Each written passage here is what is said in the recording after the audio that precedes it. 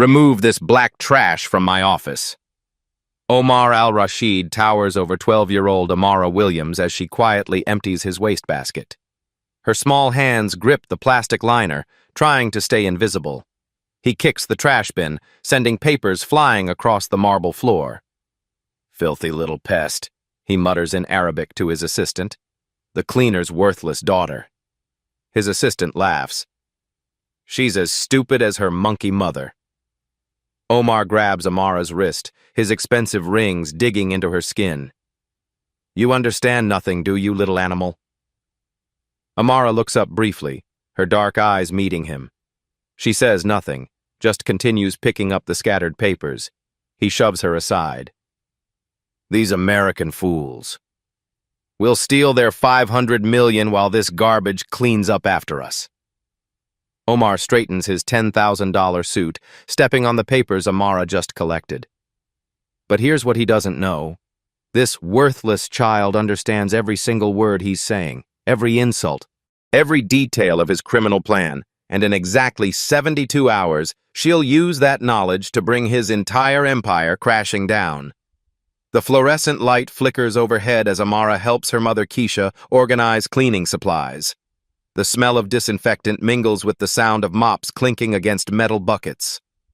"Mama," Amara whispers, glancing toward the door. "That man today, Mr. Omar, he said bad things." Keisha doesn't look up from counting inventory sheets. "Baby, you know better than to listen to grown folks' business. Just keep your head down and—" "He said he's going to steal Mr. Harrison's money." Amara's voice trembles. $500 million. Keisha freezes, her pen hovering over the checklist. "What are you talking about, Amara? You don't even speak Arabic." "Yes, I do, Mama." Amara's words tumble out in a rush. "He called me trash, called you a monkey, said Americans are stupid and he's going to trick them with fake contracts." The pen slips from Keisha's fingers, clattering to the concrete floor. "Baby girl, that's impossible. You've never learned—" "I taught myself." Amara pulls out her worn phone, scrolling to language learning apps. YouTube videos, online refugee help calls. Mrs. Fatima from 3B teaches me Somali, and I learned Arabic from her friends. Keisha stares at her daughter like seeing her for the first time. You really understood what that man was saying?" "Every word." Amara's eyes fill with tears. "He's going to hurt people, Mama." "The housing project he's talking about? That's where Jamal's family was supposed to move, where the Gonzalez kids could finally have their own rooms." Keisha sinks onto an overturned bucket, her hands shaking. Speaking up could cost her job, their health insurance, everything they've worked for. But looking at her daughter's determined face, she sees something she's never noticed before. Intelligence that burns like fire. A moral compass that points true north. "What exactly did he say, baby?" Amara takes a deep breath. "He said Monday would be too late to stop them. Mama, we have to tell someone. We have to tell Mr. Harrison." "Mr. Harrison?" Keisha's voice cracks. "Baby, he's not going to listen to us. We're just what, Mama? Just cleaning ladies? Just nobody?" The question hangs in the air like a challenge. The security guard's hand hovers over his radio as Keisha approaches the executive floor, Amara trailing behind in her school backpack and sneakers. "Ma'am, Mr. Harrison didn't authorize any—" "It's okay, Marcus." David Harrison's voice echoes from his office doorway. He looks curious, not annoyed. "Mrs. Williams, is everything all right?" It's quite late. Keisha's hands twist the cleaning cloth she's still holding. "Mr. Harrison, sir, I'm sorry to bother you, but my daughter, she says she heard something important about your deal tomorrow." David's eyebrows raise as he studies Amara, who stands half hidden behind her mother. "Your daughter? Come in, both of you." The office smells like expensive leather and coffee. Amara perches on the edge of an oversized chair, her feet barely touching the ground. "Now then," David settles behind his desk. What's this about? The man with the fancy watch, Amara begins quietly. Mr. Omar. He spoke in Arabic. He said things. Arabic? David leans forward. Honey, I don't think you understand. He said you're a fool. That Americans are stupid and easy to trick. Amara's voice grows stronger. He's planning to steal your money through fake contract words. David exchanges glances with Keisha, then speaks gently. Sweetheart, sometimes grown-ups use big words that sound scary, but... Amara straightens up. Sayakuduna kul shayin min hadihi al-shurka al-ghabiya. The Arabic flows from her lips with perfect pronunciation. David's coffee cup freezes halfway to his mouth. He said, "We'll take everything from this stupid company," Amara translates. Then his assistant laughed and said, Laisa ladehim kibra fi al-lugha al-arabiyya. She switches back to English. They have no experience with Arabic language. David sets down his cup with shaking hands. How do you know Arabic? YouTube mostly, and Mrs. Fatima upstairs teaches me. I help translate for refugee kids at the community center. Amara pulls out her phone. Want me to show you? She opens a news app and plays an Al Jazeera clip. As the rapid Arabic flows from the speaker, Amara translates simultaneously. The reporter is saying the Egyptian parliament voted on new trade agreements. The opposition leader claims the president is hiding corruption in infrastructure deals. David's jaw drops. The translation is flawless, capturing not just words but context and political nuance. Amara, his voice is barely a whisper. What exactly did Mr. Omar say about our deal? He used special Arabic lawyer words mixed with regular talking to confuse any translator you might hire.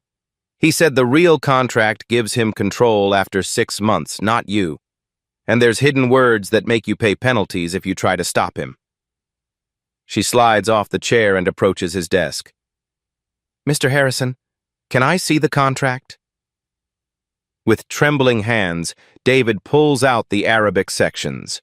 Amara scans them quickly, her young finger tracing the text. Right here. She points to a seemingly innocent paragraph. This says, temporary partnership arrangement. But in the Arabic legal structure, temporary actually means until transfer of primary authority. And this word here. She taps another line. In Emirati dialect, it means complete ownership, not shared management, like your translator probably said.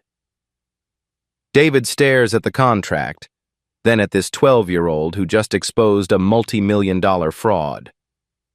There's more, Mr. Harrison. Amara's voice drops to a whisper. He said something about other American companies they've done this to before, and he laughed about how easy it is because Americans never learn Arabic well enough to catch them. The office falls silent except for the hum of air conditioning. David looks at Keisha, who appears as stunned as he is. Mrs. Williams, David finally says, your daughter may have just saved our company from the biggest fraud in our history. Amara climbs back into the chair. Mr. Harrison? The signing is tomorrow, right? He said he moved it up because he wants to finish the Americans before they get suspicious.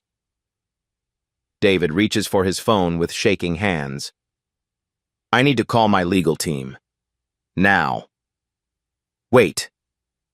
Amara holds up a small hand.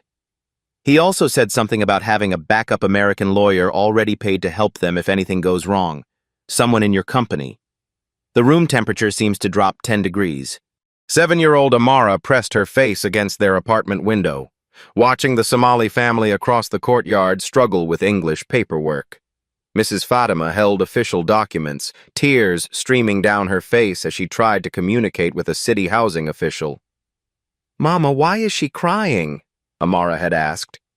Keisha pulled her daughter close. Sometimes, baby girl, when people can't speak the same language, they can't get help. Even when they really need it.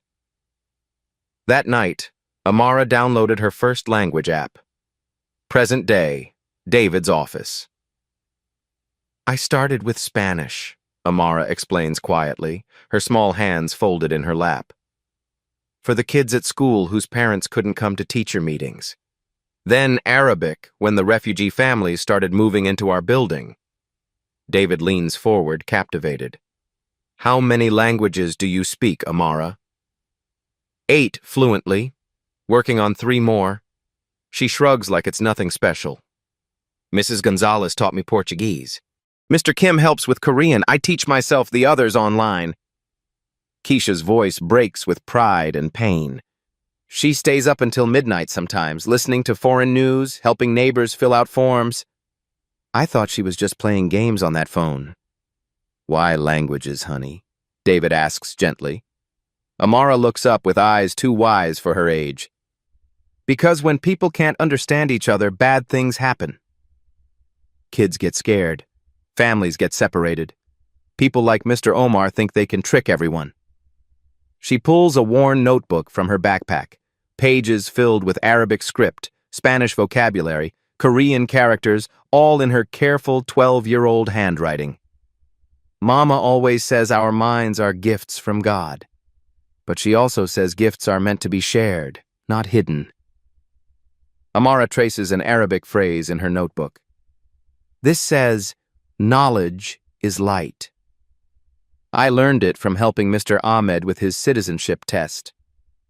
David studies the notebook, amazed by the depth of study. Amara, this is college-level work. I know. Her voice is matter-of-fact.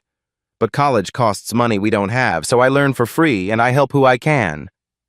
Keisha wipes her eyes. My baby teaches Sunday school in 3 languages, translates for parents at the clinic. I didn't know she was this smart. You always knew, Mama, Amara whispers.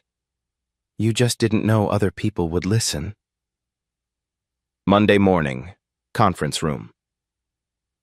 I need you to be my secret weapon, David whispers to Amara as they stand outside the glass conference room. Can you handle that? Amara nods, clutching her backpack. Inside, she can see Omar pacing while speaking rapidly into his phone, in Arabic, of course. Remember, you're just here with your mom while she works. Act like a normal kid. Can you do that? Yes, sir. But her hands tremble as she pulls out coloring books and crayons from her bag. David opens the door. Gentlemen, my apologies. Our cleaning staff needs to finish up here. They'll be very quiet. Omar barely glances at Keisha and Amara as they enter. To him, they're furniture. Amara spreads her coloring supplies on the floor near the wall, close enough to hear everything but far enough to appear uninvolved. She starts coloring a butterfly, pink and purple wings taking shape as Omar continues his phone conversation. Naam, kul shay yusir hasab al-khitta, Omar says into his phone. Yes, everything is going according to plan. Amara's crayon pauses for just a moment, then continues moving across the paper.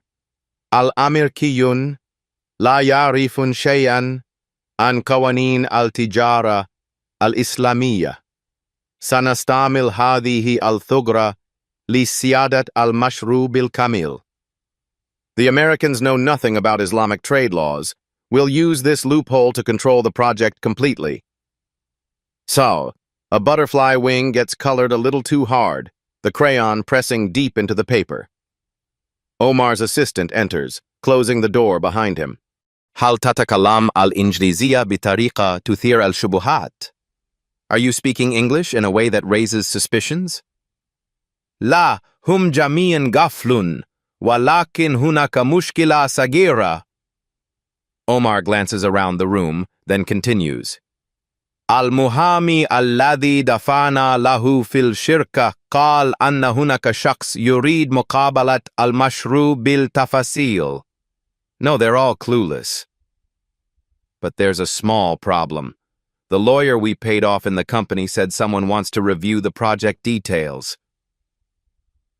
Amara reaches for her red crayon, accidentally knocking over her box. Crayons scatter across the marble floor. Sorry, she whispers, scrambling to collect them. Both Omar and his assistant ignore her completely. Manhua? Who is it? The assistant asks. La Arif. Lakin sanajalu yuafiku au sanuda miruhu.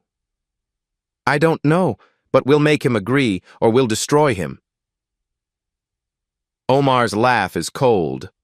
Amara's small hands freeze around a blue crayon. Wamada an al-mashru as-sakani. And what about the housing project? Hada huwa al-juz al-jamil, sanakhud al-ard, wa nabni manjarat lil-aghniya. Fuqara hadhihi al-mantika sayajidun anfusahum bila manzil. That's the beautiful part. We'll take the land and build resorts for the rich. The poor people in this area will find themselves homeless. The blue crayon snaps in Amara's grip. Omar checks his expensive watch. Al-Tawki fi sa wahida. Bad halik. Sayakun kul shay kad intaha. Signing in 1 hour. After that, everything will be finished. As the two men leave, Amara slowly packs up her crayons. Her butterfly drawing lies forgotten, one wing beautiful, one wing torn where her crayon pressed too hard when she heard about families losing their homes. David approaches quietly. Well? Amara looks up with tears in her eyes. Mr. Harrison, it's worse than we thought, and we don't have much time. Harrison and Associates, main conference room, 30 minutes later. David stands before his senior partners, Amara sitting small and quiet in an oversized chair beside him. The mahogany table stretches between them like a courtroom divide. Let me understand this correctly. Senior partner Margaret Foster adjusts her designer glasses. You want to delay a $500 million deal because of something a child claims to have overheard? Margaret, if you'd just listen to what she... David, partner Robert Carter interrupts, his voice dripping condescension. Are we really taking legal advice from the cleaning lady's daughter? This is absurd. She's 12 years old! Foster's voice rises. Children mishear things. They make up stories for attention. This is exactly what happens when you let the help bring their kids to work. Amara's small hands clench in her lap, but she stays silent. Gentlemen, ladies, David tries again. She speaks fluent Arabic. She understood. Oh, please. Partner James Sullivan leans back in his leather chair. These kids watch too much TV. Probably picked up a few words from some movie and thinks she's a translator. Maybe she misunderstood what she heard, Carter adds dismissively. You know how these people can be. They see conspiracies everywhere. The room falls silent. The racist implication hangs in the air like poison gas. Keisha shifts uncomfortably by the door, wanting to grab her daughter and run. Furthermore, Foster continues, even if this child did hear something, we have professional translators. We have contracts reviewed by the best legal minds in the city. Are you suggesting we trust a 12-year-old over Harvard law graduates? I'm suggesting, David's voice hardens, that we listen to someone who might have information we need. Sullivan snorts. Information? David, she's a kid from the projects. She should be in school, not in boardrooms making up fairy tales about international conspiracies. What's next? Carter laughs. Are we going to consult the janitor about merger strategies? Ask the security guard to review our tax codes? That's enough. David slams his hand on the table. But Foster isn't finished. David, I understand you want to be progressive, but this is a business, not a charity. We can't make decisions based on the fantasies of some cleaning woman's brat. Watch your mouth, Margaret. Or what? You'll have me fired for speaking the truth? This little girl needs to be back where she belongs, at home, playing with dolls, not pretending to understand adult business. Amara finally speaks, her voice barely above a whisper. May I ask Mr. Carter something? The partners exchange glances. Foster rolls her eyes. Go ahead, honey, David encourages. Amara looks directly at Carter. You said magna cum laude Harvard Law in your introduction, but you pronounced magna wrong. It's magna, not magna. Latin stress patterns fall on the penultimate syllable when it contains a long vowel. The room goes dead silent. Also, Mr. Sullivan, when you said we should trust the best legal minds, you used a dangling modifier. It should be, the best legal minds should trust us, if that's what you meant. Sullivan's face reddens. And Mrs. Foster, you said these people twice. I counted. My mama taught me that when someone says these people, they usually mean people I don't respect. Foster's mouth opens and closes like a fish. David smiles grimly. Now, shall we test her Arabic, or are you convinced that intelligence doesn't come with age requirements? The senior partners shift uncomfortably in their expensive suits, suddenly very interested in their legal pads. Conference room, 45 minutes before signing. David turns to his humbled partners.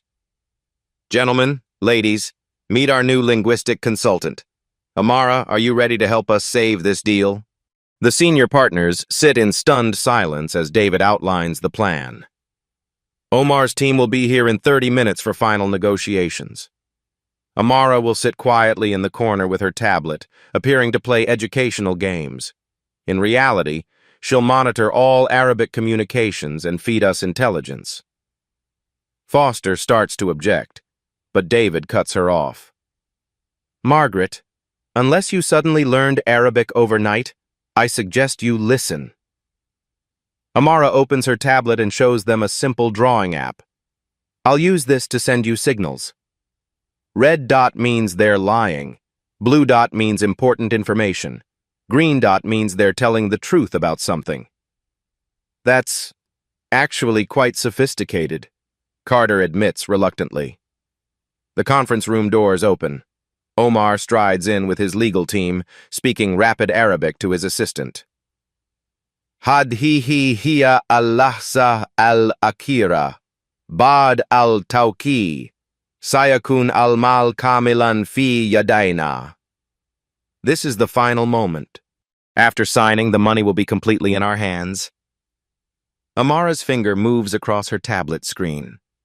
To anyone watching, she's coloring a house, but she taps a red dot that appears on David's phone. Gentlemen, welcome. David greets Omar's team warmly. Ready to finalize this partnership? Of course, Omar smiles. Though I must say, some of these contract terms seem quite favorable to your company. Perhaps too favorable. He's testing them, seeing if they'll negotiate against their own interests. Amara quickly draws a blue dot. David glances at his phone. Actually, Omar, I think the terms are fair as written. 50-50 partnership, shared decision-making, equal profit distribution, standard international joint venture structure. Omar's assistant whispers in Arabic, Yabdu annahum la yarifun al-nusus al-kafiyya. It seems they don't know about the hidden clauses. Blue dot on David's screen. However, David continues smoothly, I'd like to review Section 47B once more, the subsidiary management structure. Omar's face twitches. That section contains some of his most carefully hidden traps. Kaif yarif hadha? How does he know this? Omar hisses to his assistant. Red dot, blue dot, red dot. Amara's little fingers work quickly, her drawing app becoming a sophisticated intelligence-gathering tool. Is there a problem with Section 47B? David asks innocently. No problem, Omar lies smoothly. Though perhaps we could discuss the timeline modifications.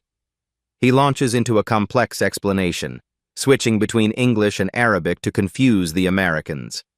But Amara catches every word. Her tablet shows David a simple drawing, a clock with 6 months written underneath, crossed out, with 30 days written beside it. Interesting, David muses. So you're proposing to accelerate the timeline from 6 months to 30 days? That seems quite aggressive. Omar freezes. He never mentioned timeline changes in English.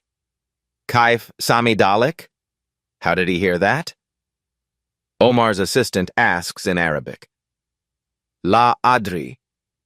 Lakin yajib anakun hadirin. I don't know, but we must be careful. Omar's eyes sweep the room suspiciously. His gaze passes over Amara, who appears completely absorbed in coloring a butterfly on her tablet.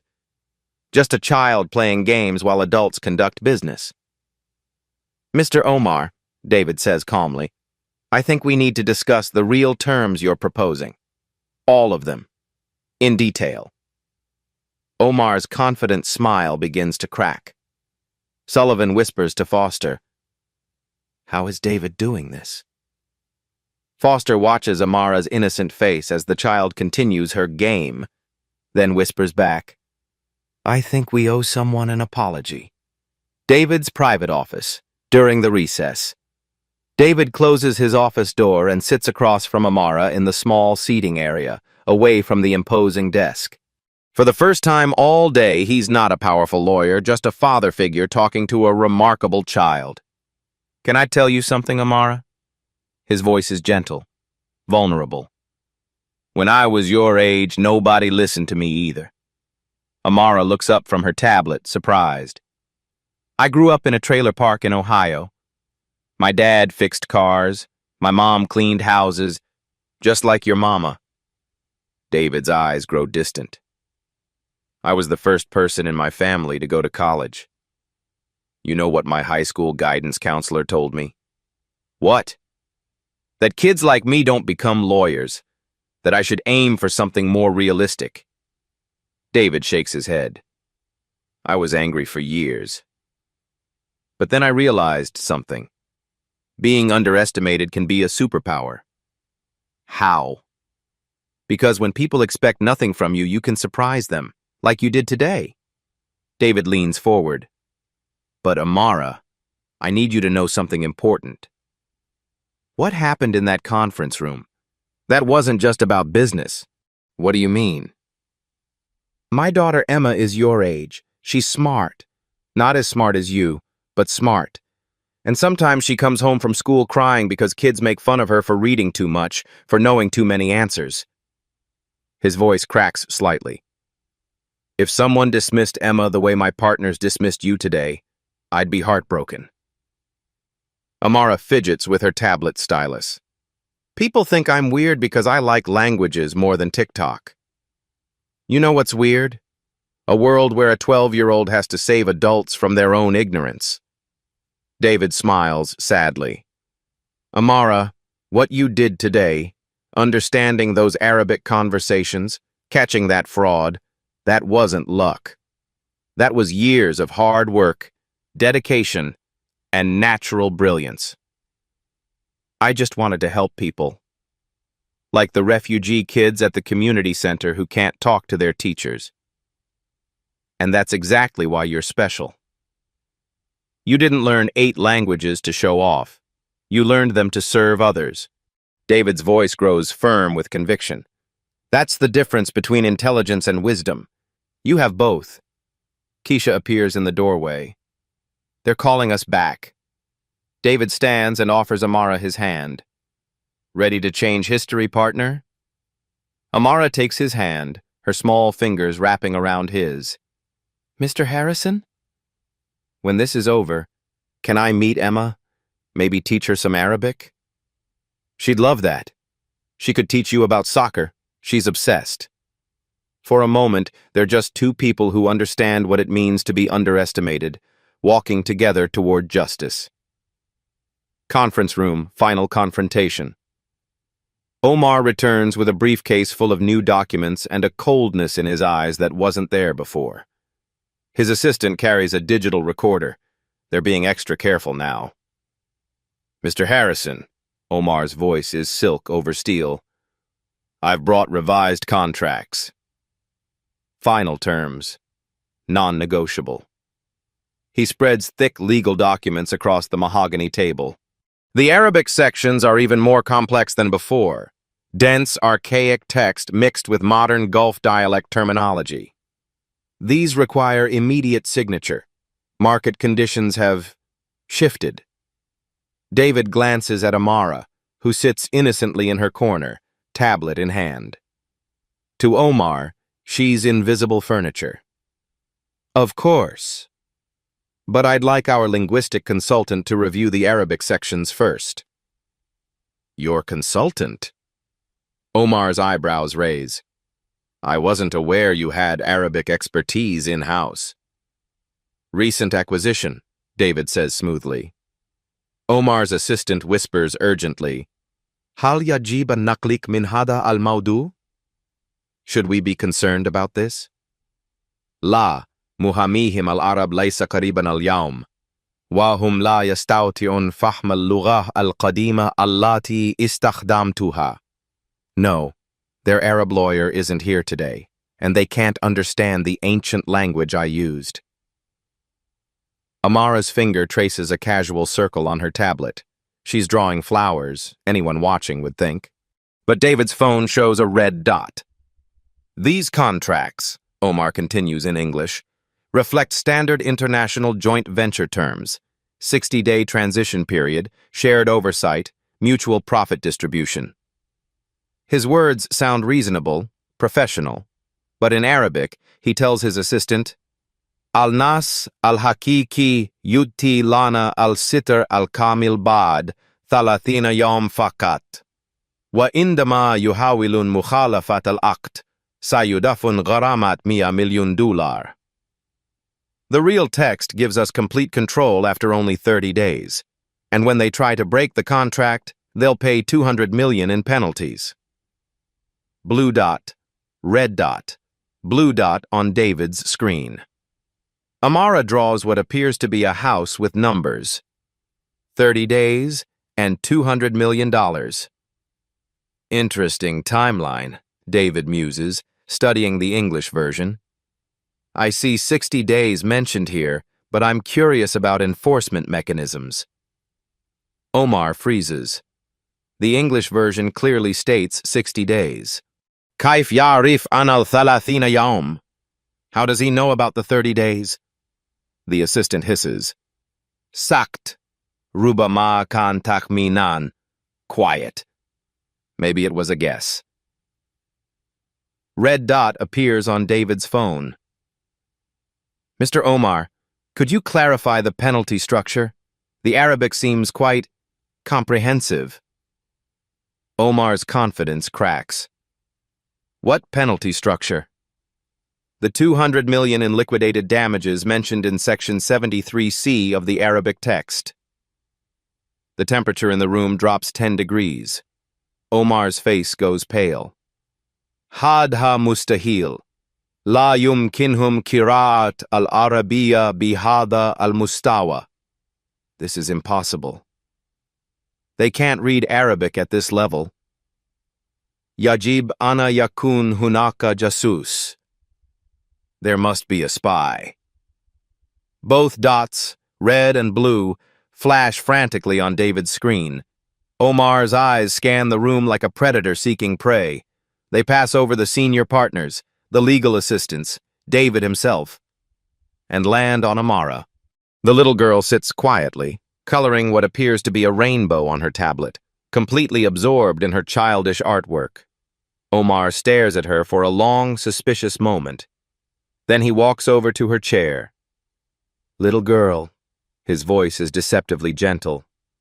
What are you drawing? A rainbow, Amara answers without looking up, continuing to color. Ma ismuki, ayatuha al-fatat al-sugira. What's your name, little girl? The question is a trap. If she understands, she'll react.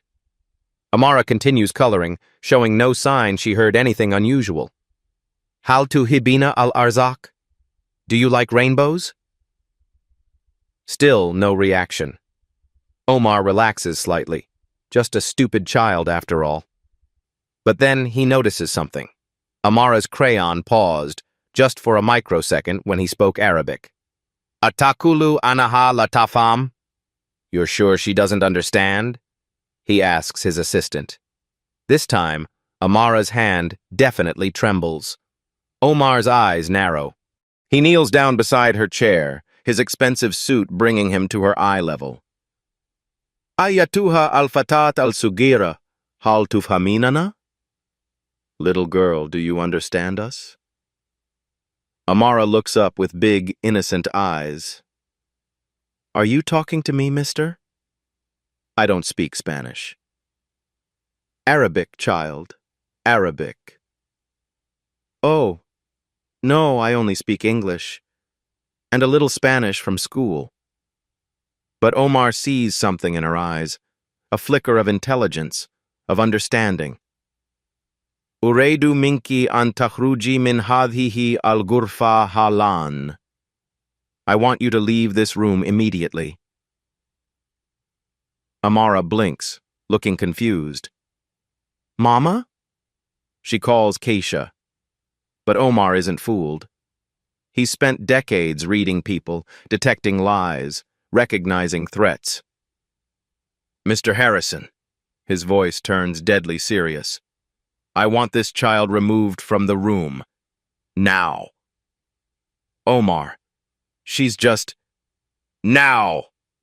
Omar slams his hand on the table. I will not conduct business with unauthorized persons present, especially not...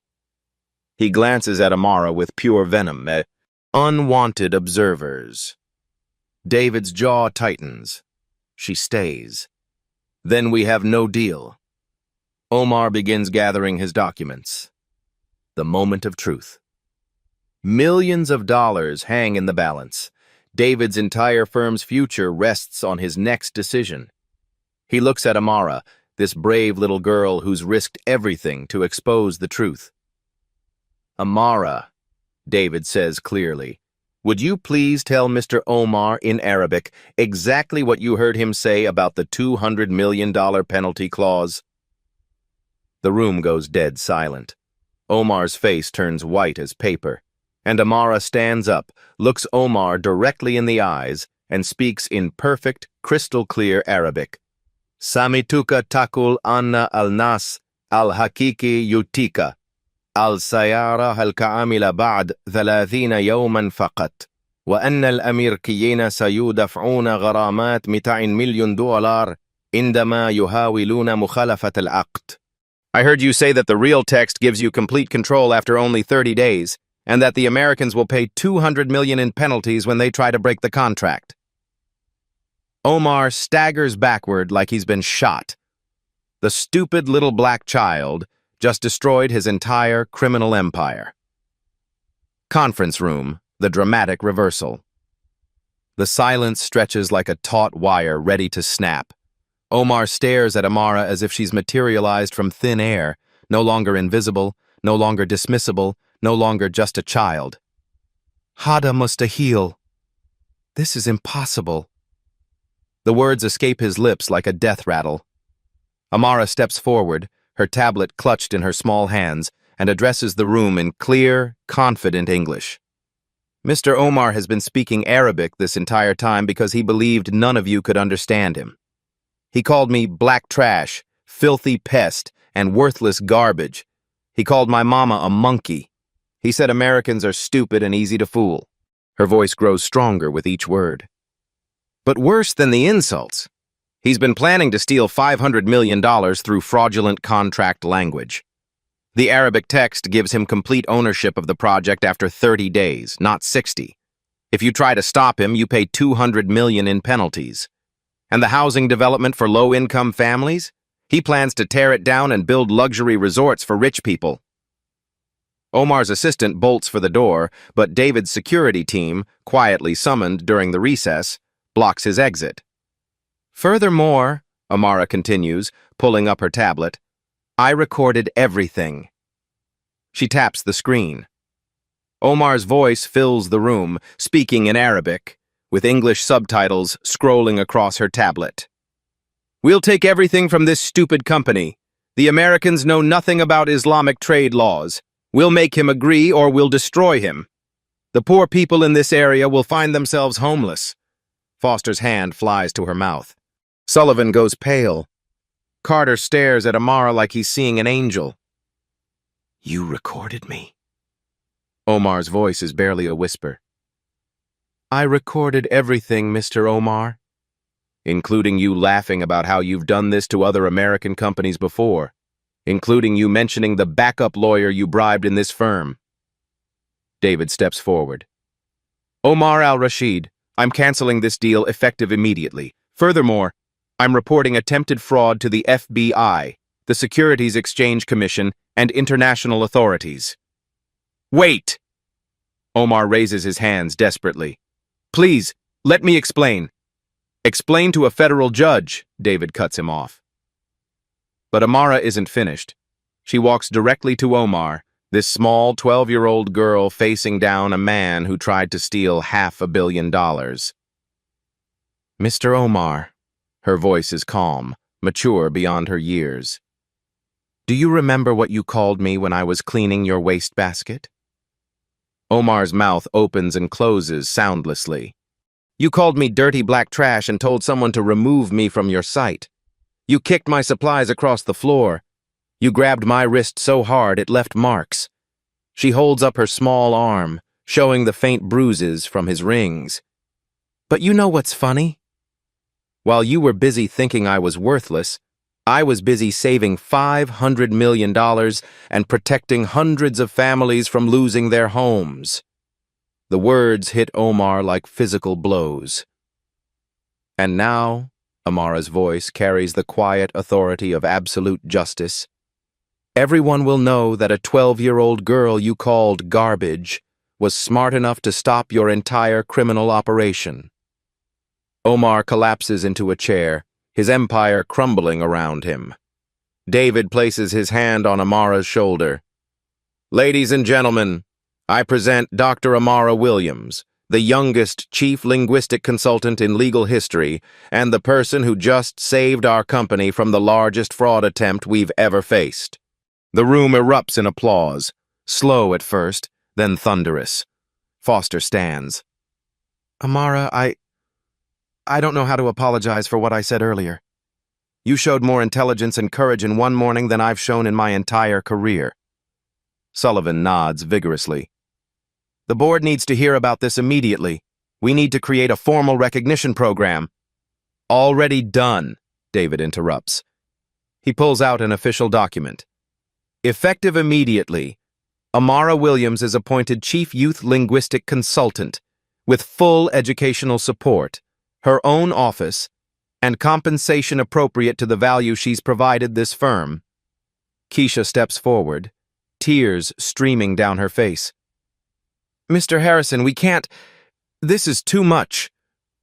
"Mrs. Williams," David turns to her with deep respect, "your daughter didn't just save our company. She exposed international fraud that could have hurt countless families. This isn't charity. It's payment for services that no amount of money could truly cover." Chen approaches Amara hesitantly. Could I shake your hand? I've never met anyone quite like you." As Amara shakes hands with her senior partner, the same people who called her a liar and a fantasist an hour ago, Omar makes one last desperate attempt. "Please," he begs David, "I have family, children of my own. If this goes public, I'll lose everything."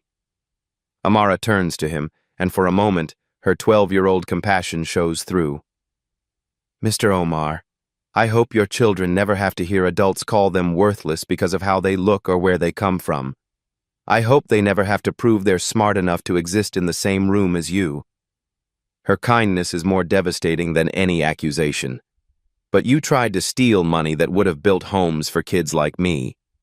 You tried to hurt my community, my friends, my neighbors. So no, I can't help you now." David's phone buzzes with notifications, news outlets already picking up the story. 12-year-old genius exposes $500 million fraud.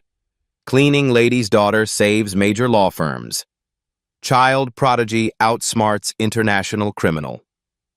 "Amara," David kneels down to her level, "there are going to be reporters, interviews, maybe even book deals. But I want you to know, you never have to be anyone's symbol or spokeswoman. You're a child first, a genius second." Can I still help the refugee kids with their translation? You can do whatever makes you happy. Foster clears her throat awkwardly. Amara, would you be willing to teach some of us basic Arabic? I realize we have significant gaps in our international capabilities. Amara looks up at the woman who called her the cleaning woman's brat just hours ago. Of course, Mrs. Foster. Learning new languages is fun. Even grown-ups can do it if they try really hard.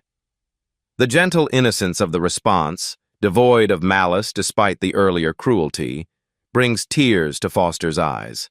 As FBI agents arrive to arrest Omar and his assistant, Amara sits in David's chair behind the massive mahogany table, her small frame dwarfed by the executive furniture but her presence commanding the entire room.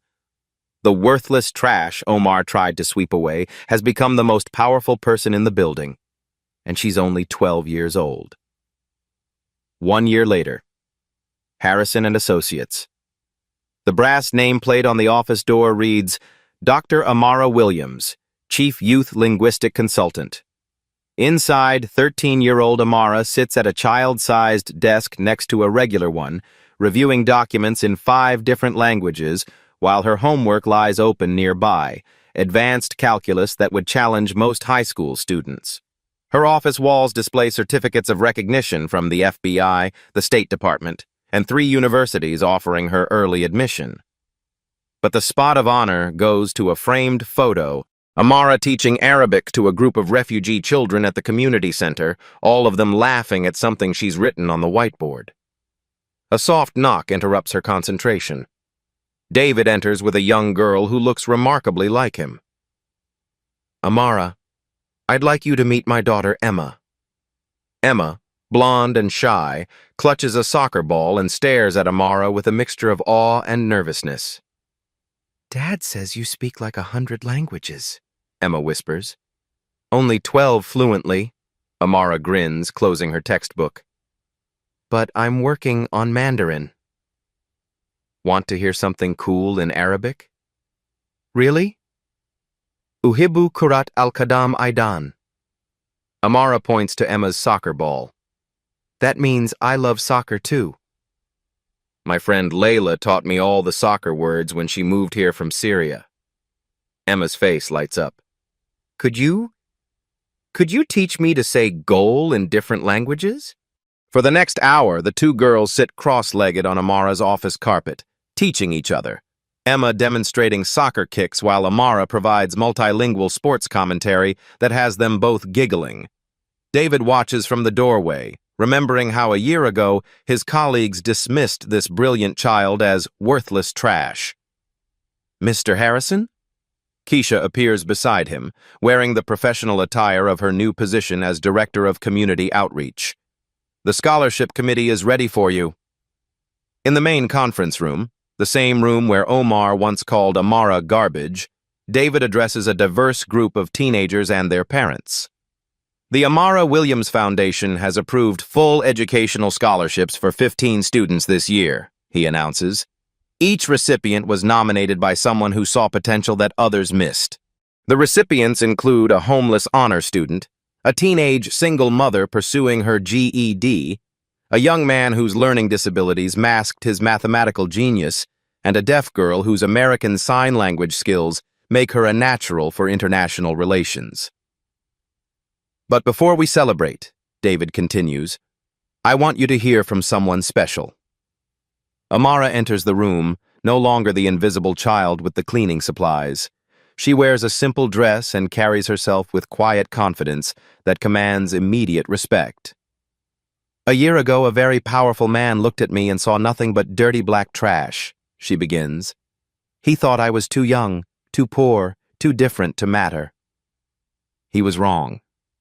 She pauses, looking at each scholarship recipient. But here's what I learned. He wasn't wrong because I'm special. He was wrong because every person in this room is special. Every person has gifts that the world needs, even if the world doesn't know it yet. A teenage mother wipes tears from her eyes.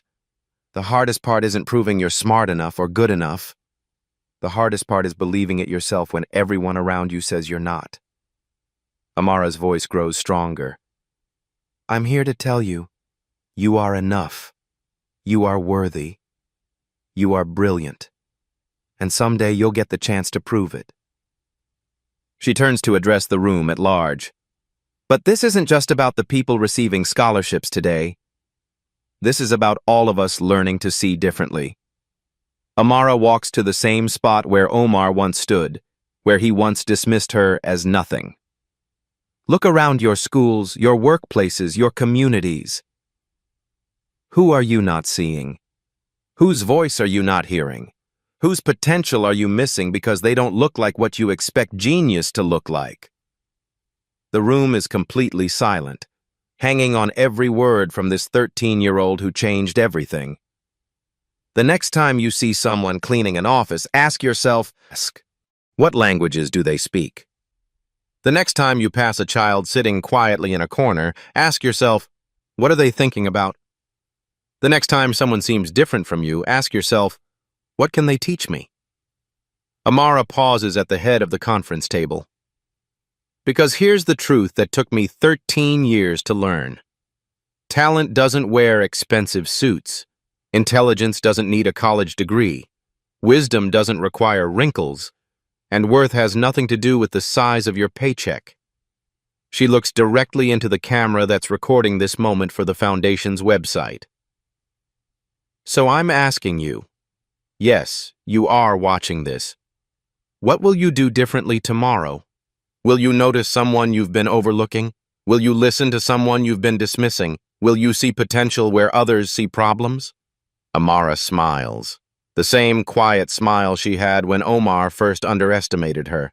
Because somewhere out there is another kid like me, sitting quietly in a corner, understanding more than anyone realizes. And they're waiting for someone like you to see them. She pauses one final time. Don't make them wait too long.